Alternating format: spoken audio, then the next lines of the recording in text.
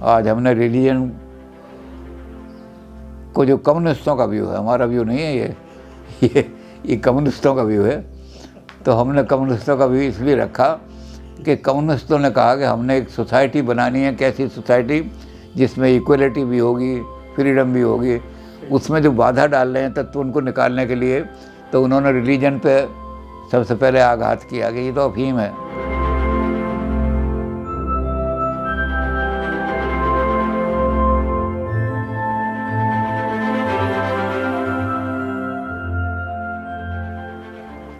अब हम कल ये देख रहे थे कि कम्युनिज्म को रोकता कौन है और फिर उस रुकावट को कैसे ख़त्म की जाएगी। दो चीज़ें हैं। बहुत हमने डिटेल में काम कर लिया है, ज़्यादा डिटेल में अब हम नहीं जा रहे, हम तो छोटी छोटी कर रहे हैं। इस कम्युनिज्म को आने में कौन रोक रहा है? जो सुपर स्ट्रक्चर हमने बनाया वो था तो super structure mode of production की परछाई बन करके खड़ा हुआ था, लेकिन उसने अपने आप को इंडिपेंडेंट बना लिया। मेरी जो परछाई है वो होता है परछाई, लेकिन अगर किसी आदमी को परछाई अलग दिखने लगे तो वो तो फ़ौरन जाएगा, ये भूत चल रहा है जो मेरे साथ में, ये परछाई की बजाय भूत लगेगा उसको। तो ये जो सुपर स्ट्रक्चर बना, जिसमें नैतिक नियम बने, कल्चर जिसका नाम है वो कल्चर बने, ये किसने बनाई? ये बुर्जुआ क्लास ने बनाई, कैपिटलिस्ट क्लास ने। और ऐसे नियम बनाए कि जिससे गरीब जो है वो उन नियमों में पिसता रहे। और उसको नाम क्या दिया? उसको नाम दिया रिलीजन। ये गॉड की वाणी है, तुम नहीं बदल सकते इसको।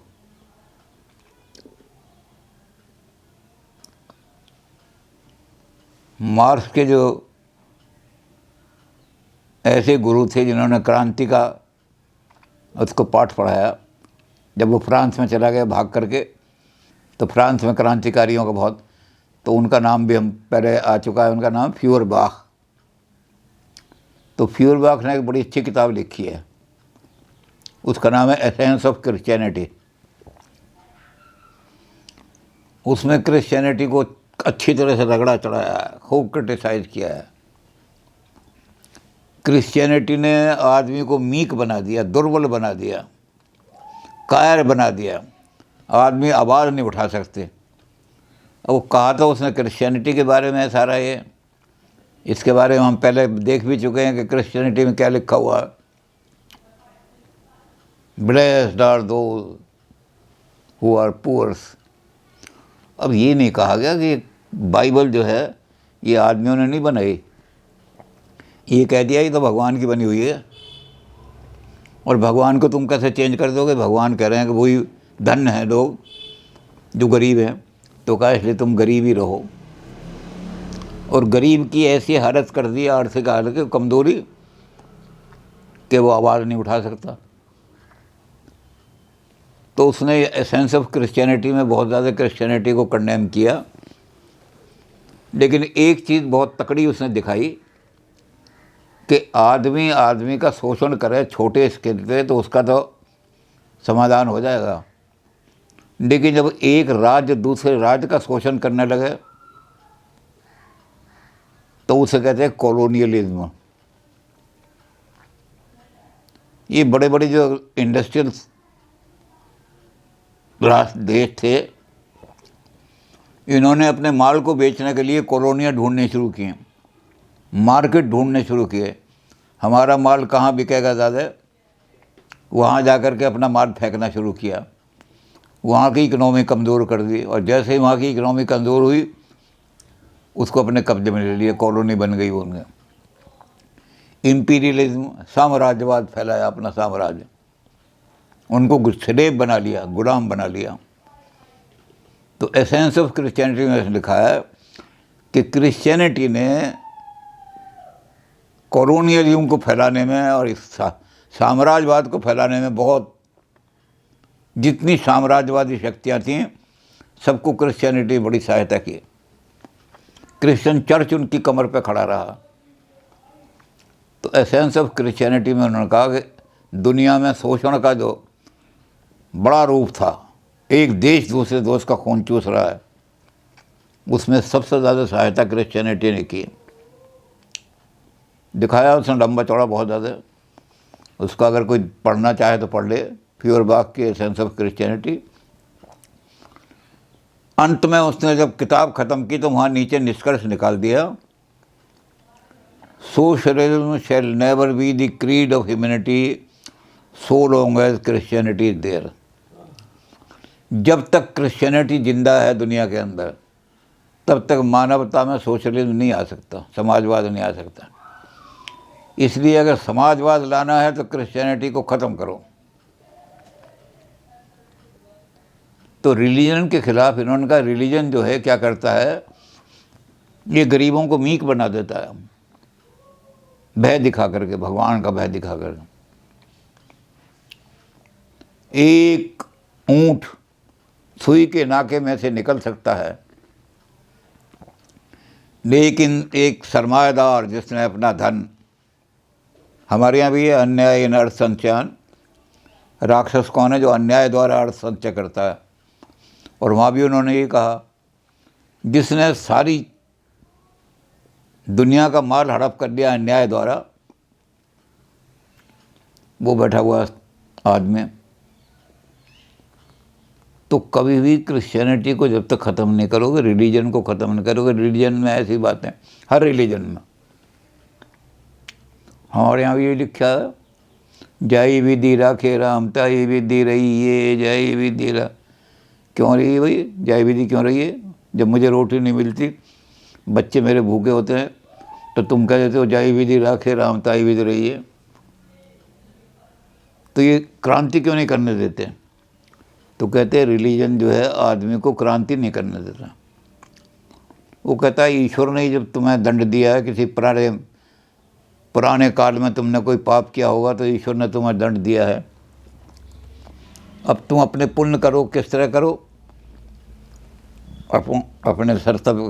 अपने कर्तव्य का पालन करके करो, राइट मत मांगो अपना कोई, और कर्तव्य करके अपनी ड्यूटी का जब पालन कर दोगे तो ये हो जाएगी, ड्यूटी ही भगवान की सेवा है।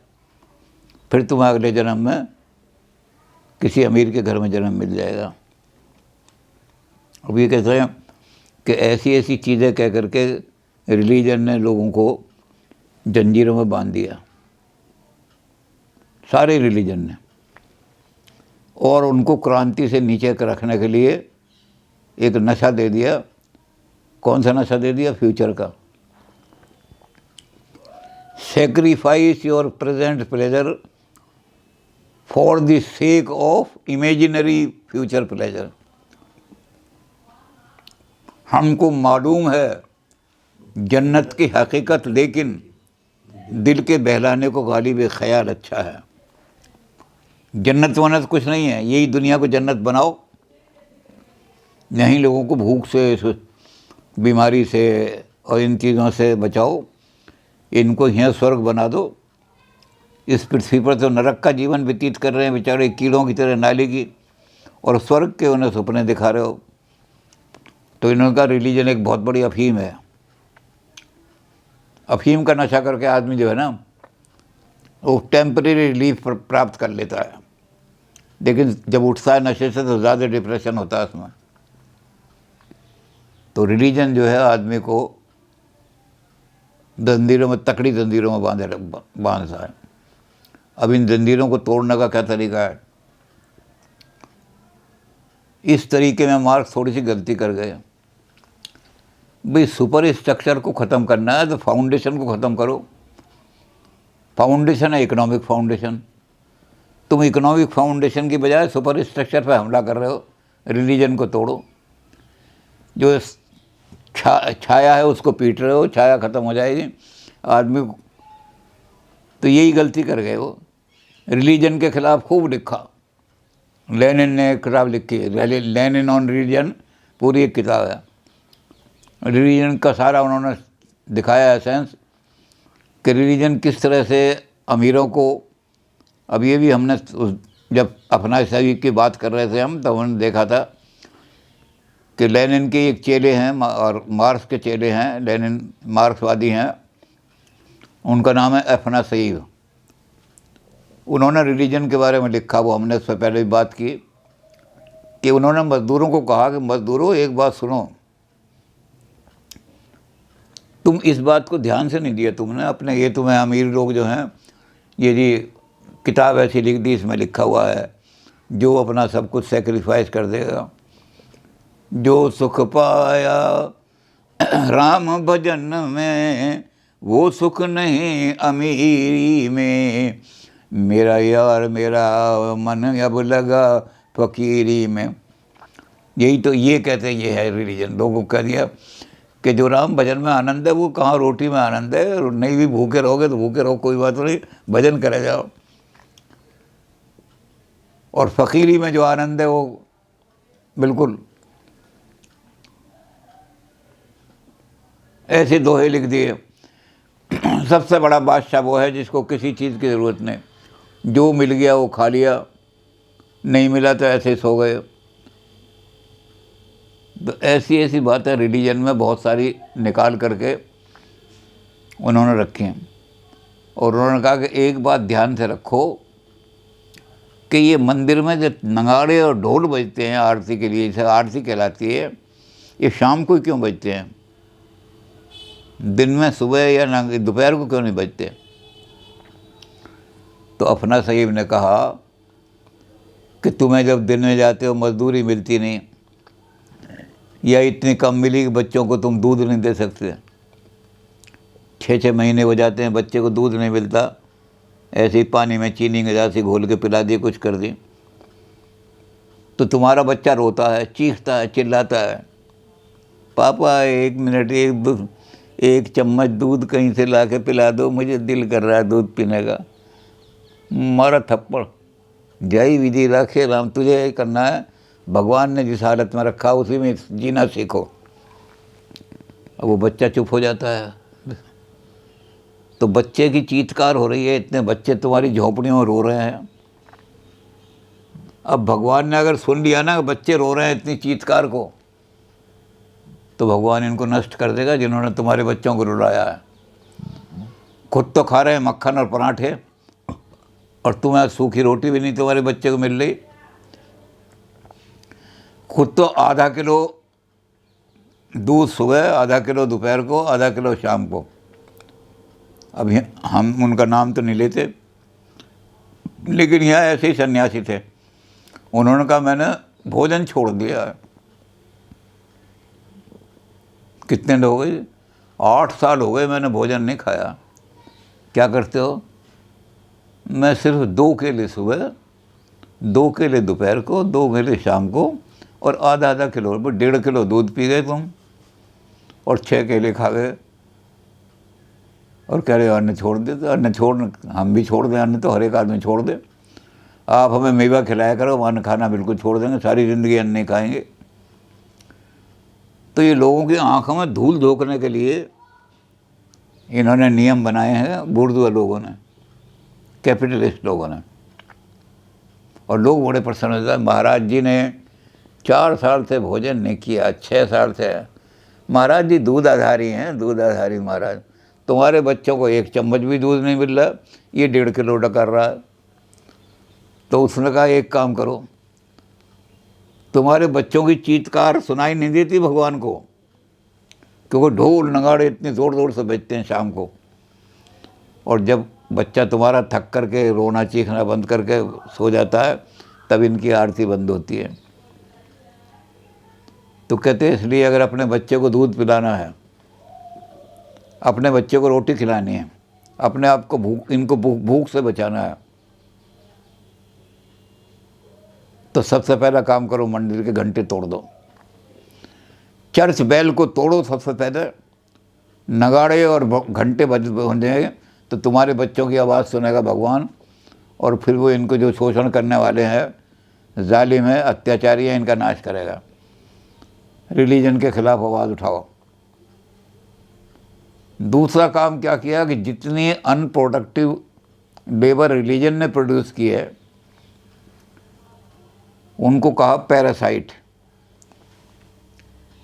अब पैरासाइट का हिंदी में क्या अनुवाद करोगे?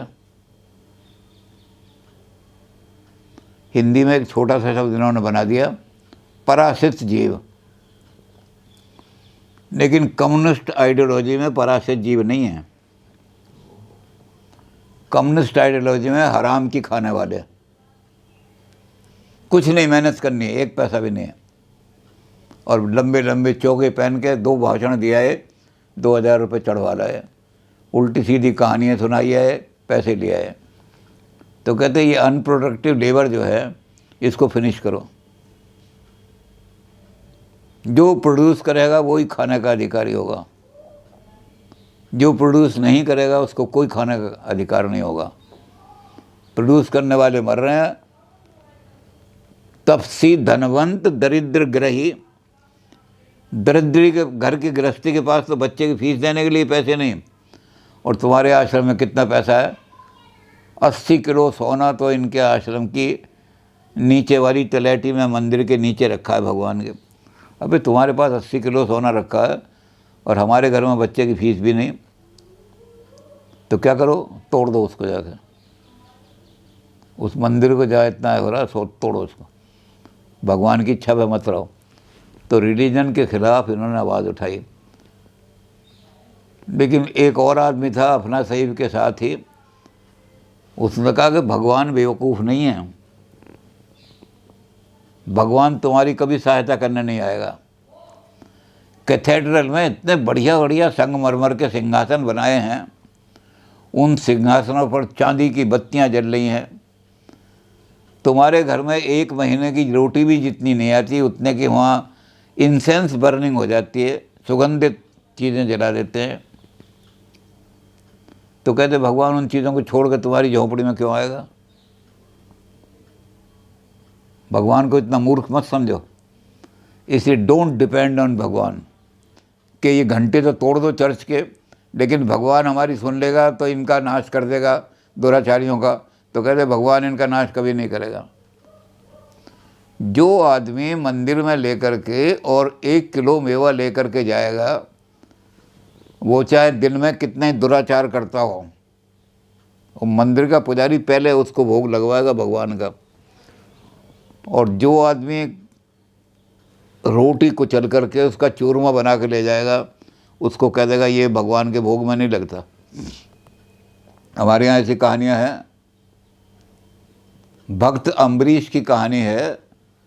भक्त अम्बरीश गोदावरी के किनारे उनका राज था उत्कल में, राजा के भाई थे वो, लेकिन वो भगवान के ध्यान में बहुत मगन रहते थे। तो गरीबों की कुटिया में जाके भगवान के बैठते थे। वहाँ रविदास जी का पूर्व जन्म बताते हैं लोग कि रविदास जी अपने पूर्व जन्म में बड़े भारी भक्त थे, लेकिन वो गरीब थे। तो उन्होंने क्या किया, बढ़िया जो चमड़ा था, बहुत बढ़िया चमड़ा जूता बनाने का, उसका एक सिंहासन बनाया था। उस सिंहासन में भगवान की मूर्ति स्थापित की। लेकिन घर में घी और मक्खन तो था नहीं, तो खिचड़ी बना के भगवान को खाना खिलाया। इधर मंदिर में आरती हो रही थी, उधर वो जो थे भगवान को खिचड़ी खिला रहे थे। तो भगवान ने कहा मुझे वहाँ बुला रहे हैं मंदिर में, मैं जा रहा हूँ। तो जल्दी जल्दी में मुंह में वो खिचड़ी भी लगी रह गई और थोड़ी सी खिचड़ी रास्ते में भी गिर गई। अब जब मंदिर में पहुँचे तो उन्होंने कहा भगवान को सकरा भोग किसने लगाया? भगवान को तो सकरा भोग लगना ही चाहिए। भगवान को तो वो लगे जो देसी घी में बना हो पकवान, पक्व अन्न। तो कहने लगे इसको खोजो। कहाँ से खोजें, कहाँ से ढूंढें? तो ढूंढते ढूंढते गए भगवान के, भाई खिचड़ी के दान कुछ वो मिल गए पड़े हुए, ओहो इधर से आए ये। वो पहुँचते पहुँचते उसके यहाँ पहुँच गए। तूने भगवान को खिचड़ी खिलाई? उसने कहा जी मैं तो रोज़ यही भोग लगाता हूँ, यही मेरे पास है। तूने बड़ा पाप किया है। राज में इसीलिए तो वर्षा नहीं हो रही। तेरे जैसे आदमी भगवान को खिचड़ी खिला रहे हैं। भगवान तो पकवान खाते हैं, मेवा चाहिए, मिश्री चाहिए, मोहन भोग चाहिए, और तूने खिचड़ी खिला दी। और फिर देखा कि सिंहासन उसने चमड़े में बनाया हुआ। उन्होंने कहा भगवान की मूर्ति अपवित्र कर दी। जाके राजा को कह दिया। राजा ने कहा पकड़ के ले आओ उसको। वह अम्बरीश कहते भी रहे कि भगवान तो जब ये श्रद्धा से खिलाता है भगवान खाते हैं, तो इनको नहीं, इसने भगवान का भी अपमान किया है। सकरी चीज़ भगवान ये चीज़ नहीं खा सकता, खिचड़ी भगवान तो बड़े बड़े बढ़िया, तो इनने खिचड़ी खिला करके भगवान का अपमान किया और चमड़े के सिंहासन में रखा हुआ है। राजा ने कहा लगाओ इसके कोड़े। अम्बरीश सामने आ गए, कहने लगे, भक्त थे बहुत बड़े, कहने लगे कोड़े लगाने की बजाय देखो कि भगवान इसकी परीक्षा ले लो इसकी, कि कैसे आएगी परीक्षा। उन्होंने कहा इस मूर्ति को आप कह रहे हो कि इन्होंने गंदी कर दी और आपने गोदावरी में फेंक दिया उस मूर्ति को, उस मूर्ति को ये पुकारेगा, अगर मूर्ति इसकी करुणा पुकार सुन के आ गई तो देखना ये सच्चा भक्त है, अगर नहीं आई तो फिर लगवा देना कोड़े। मूर्ति निकालो भाई। वो पंडित जो थे बड़े बड़े, जिनके जटाधारी और तिलकधारी, उन्होंने वेद मंत्र पढ़ने शुरू किए। वेद मंत्र पढ़ते पढ़ते मूर्ति बाहर नहीं निकल के आई, तो वो कहने लगे कि पत्थर की मूर्ति पानी पर तैरती नहीं है, हमें धोखा दे रहा है। अम्बरीश जो है राजा को कहा, ये तेरा भाई इनके साथ मिला हुआ है, हमें धोखा दे रहा है, इसको भी हाथी के नीचे कुचलवाओ। तो उन्होंने कहा अब ये जो लोग जिन्होंने भगवान को मूर्ति, जिनको तुम कह रहे भगवान की मूर्ति अपवित्र की और खिचड़ी खिलाई, अब ये भगवान की आराधना करेंगे, अगर भगवान ने प्रसन्न हो गए तो आ जाएंगे, नहीं तो फेंक देना इनको भी नदी में। बस उन्होंने वेद मंत्र तो आते नहीं थे, उन्होंने नाचना शुरू किया और नाच करके अपना वही कीर्तन करना शुरू किया, तो मूर्ति उभर करके बाहर आ गई और मूर्ति जल के ऊपर तैरने की बजाय ऐसे खड़ी हो गई जैसे पानी तैर ही न रहा, और वो नाच रहे। चमत्कार चमत्कार, कह लो ये तो कोई चमत्कार ही है, इसने कोई तंत्र मंत्र सिद्ध कर रखा है। मूर्ति, पत्थर की मूर्ति पानी पे कैसे तैर रही है। अम्बरीश कहने लगे अब सिद्ध हो गया है, खबरदार अगर हाथ लगाया, अगर इस समय इनको मारा और इन पे हाथ लगाया तो यही मूर्ति जो भगवान की है तेरा राज नष्ट कर देगी, अपने भाई को कहने लगे। अब उसके बारे में कहते तो ये हैं कि भगवान ने फिर उसको आशीर्वाद दिया कि अगले जन्म में तू काशी में जन्म लेगा, और काशी में जन्म लेगा तो ब्राह्मण भी तेरे चरण छुआ करेंगे आकर के, तो रविदास बने आकर के अगले जन्म में। तो ये जो बना रखे हैं कि खिचड़ी नहीं खिला सकते, फलाना नहीं खिला सकते, भाई जिसको खुद बेचारे को रोटी नहीं मिल रही और मेवा नहीं मिल रही, भगवान को कहाँ से खिला देगा। तो ये सारी जो हैं आडंबर सब किसने बनाए हुए हैं, ये इन्होंने बनाए हुए हैं, जो अनप्रोडक्टिव लेबर। इसके लिए मैंने कहा कि वो हिंदी का शब्द प्रयोग मत करो, पराश्रित जीव मत कहो इनको, इनको कम्युनिस्टों वाला शब्द इस्तेमाल करो, तब ये ठीक होंगे। कम्युनिस्ट कहते हैं ये हराम की रोटी खाने वाले हैं, कुछ नहीं काम करते समाज के लिए। इधर भाषण दिया, इधर दो कहानी सुनाई है, इधर भाषण दिया है, पैसे चढ़ा दो गुरु महाराज को। तो इस अनप्रोडक्टिव लेबर को पहले प्रोडक्टिव लेबर लगाओ, कुछ प्रोड्यूस करो। इनको कहो चलो कारखाने में नौकरी क्या करो। गुरु नानक देव जी ने तो यही कहा ना, कृत कर वंड छक, काम मत छोड़ो, काम करना मत छोड़ो, पराश्रित जीव मत बनो, कृत कर। अंतिम समय तक कबीर कपड़े बुनते रहे, रविदास जी अंतिम समय तक जूते गांठते रहे। ये है। अब तुम कहो कि कबीरदास जी कम्युनिस्ट थे, कम्युनिस्ट नहीं थे वो, रविदास जी कम्युनिस्ट नहीं थे, लेकिन एक सिद्धांत जो मार्क्स ने दिया या मार्क्सिस्ट ने दिया कि अनप्रोडक्टिव लेबर जो है ये समाज के ऊपर सबसे बड़ा भार है और यही शोषण में सहायता करती है, यही उन अमीरों को प्रोत्साहित करती है, क्योंकि ये अमीर बहुत धन देते हैं आश्रमों में, गरीब नहीं दे सकता। तो इसलिए रिलीजन को किसी तरह ख़त्म करो। ये सारे शोषण की जड़ रिलीजन है, और जब रिलीजन ख़त्म हो जाएगा तो ये सारी चीज़ें, तब लेबर को पता लगेगा कि अपनी हालत सुधारने के लिए हमें एक गीतों से काम नहीं चलेगा कि जाई विधि राखे, नहीं, इस विधि को ही हम बदल देंगे, अपनी हालत हम सुधारेंगे। तो गरीब जो है जब ही क्रांति करेगा जब रिलीजन ख़त्म हो जाएगा। जो बात एसेंस ऑफ क्रिश्चियनिटी में कही उसने, ये मार्क्सिस्ट भी, एफ्रासमी वगैरह ये कह रहे हैं कि रिलीजन जब तक रहेगा मीक, दुर्बल, हिजड़े बना देगा रिलीजन। वीरता नहीं है, क्रांति नहीं आने देगी, क्रांति की आवाज़।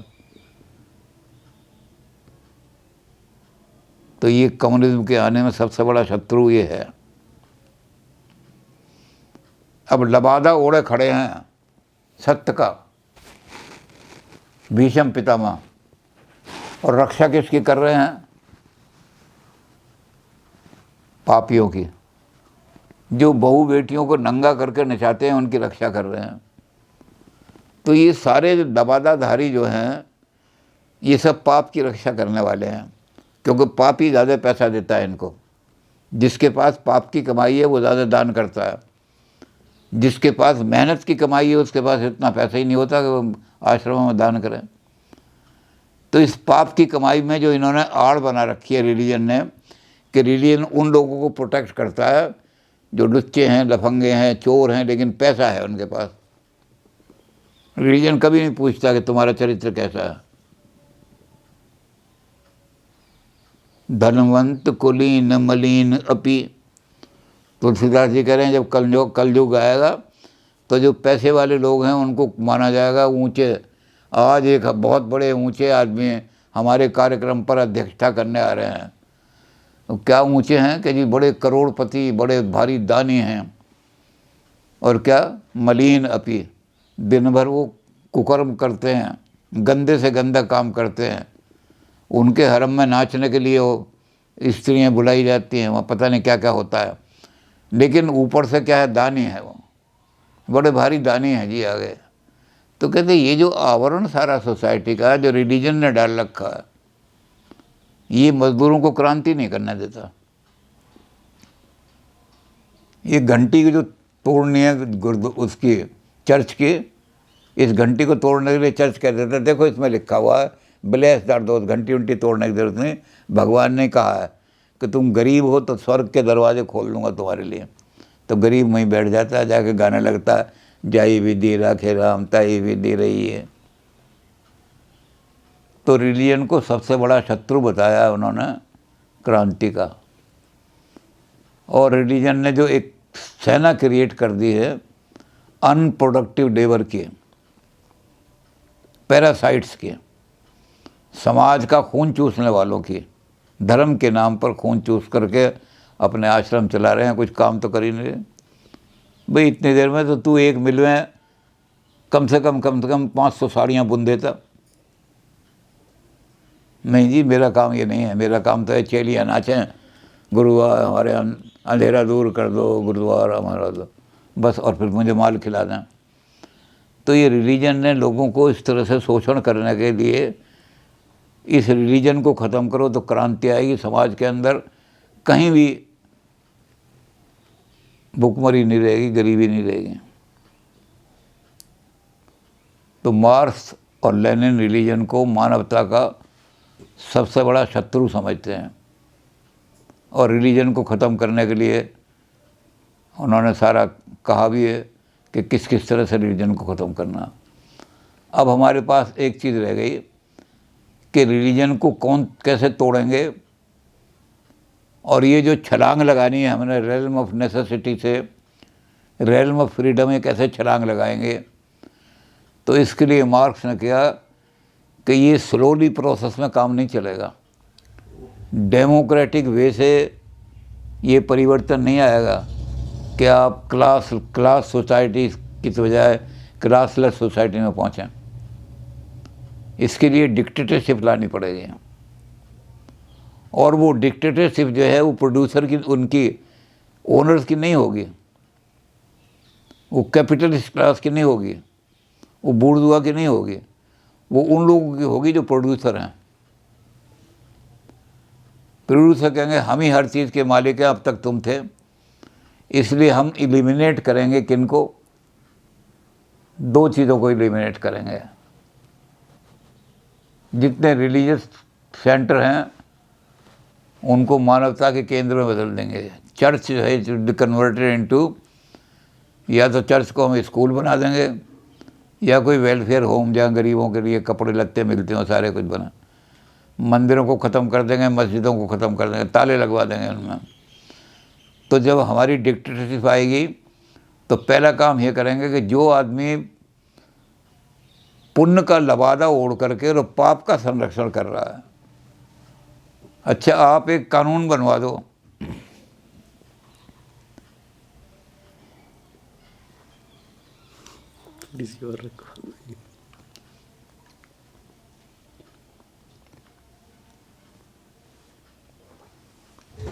कि रिलीजन में जो दान आता है उस पर भी टैक्स लगेगा। तो फिर बताना पड़ेगा इसने 4 लाख रुपए दान दिया, ये कहाँ से आया, इसके पास 4 लाख, पहले उसको एक्सप्लेन करना पड़ेगा। अब तो है कि जो चैरिटी में दे दिया उस पर टैक्स नहीं लगता, तो कोई पूछता ही नहीं कहाँ से दिया। और गुमनाम दान डालिया गए, जितना नंबर 2 का पैसा है वहाँ जाकर डालिया 1 लाख रुपया, 1 करोड़ बचा लिया अपना टैक्स लगने।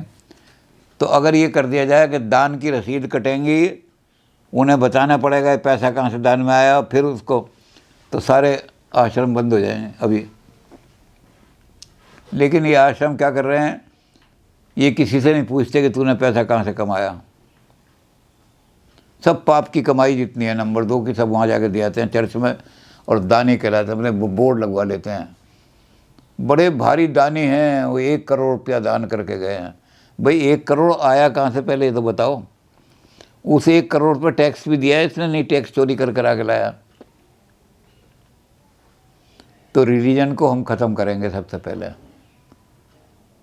डिक्टेटरशिप जो आएगी वो पहले रिलीजन को ख़त्म करेगी, क्योंकि रिलीजन प्रोटेक्ट कर रही है उन कैपिटलिस्ट लोगों को, और जो कैपिटलिस्ट हैं उनको हम एलिमिनेट करेंगे।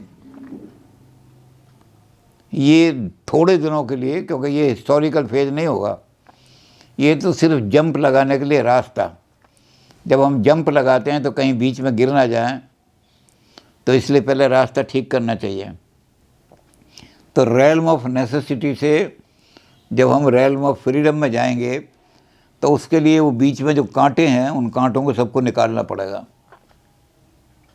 और उन कांटों को निकालने के लिए हमें थोड़े दिनों के लिए, ट्रांजिटरी है ये हिस्टोरिकल नहीं है, हमें ट्रांजिटरी फॉर्म में डिक्टेटरशिप ऑफ दी प्रोलतार लानी पड़ेगी।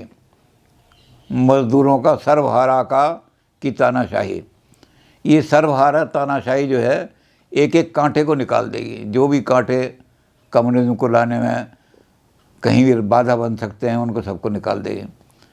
तो ये डिक्टेटरशिप की बात जो है, इस पर हम चर्चा करेंगे, और उसके बाद फिर देखेंगे कि मार्क्सिस्ट एक्ट में मार्क्स की जो प्रोडिक्शन थी कि ऐसे कम्युनिज्म में जाएंगे, ऐसे जाएंगे, उन प्रोडिक्शन में कहाँ कमी रहेगी जिसकी वजह से मार्क्सिज्म सक्सेसफुल नहीं हो सका।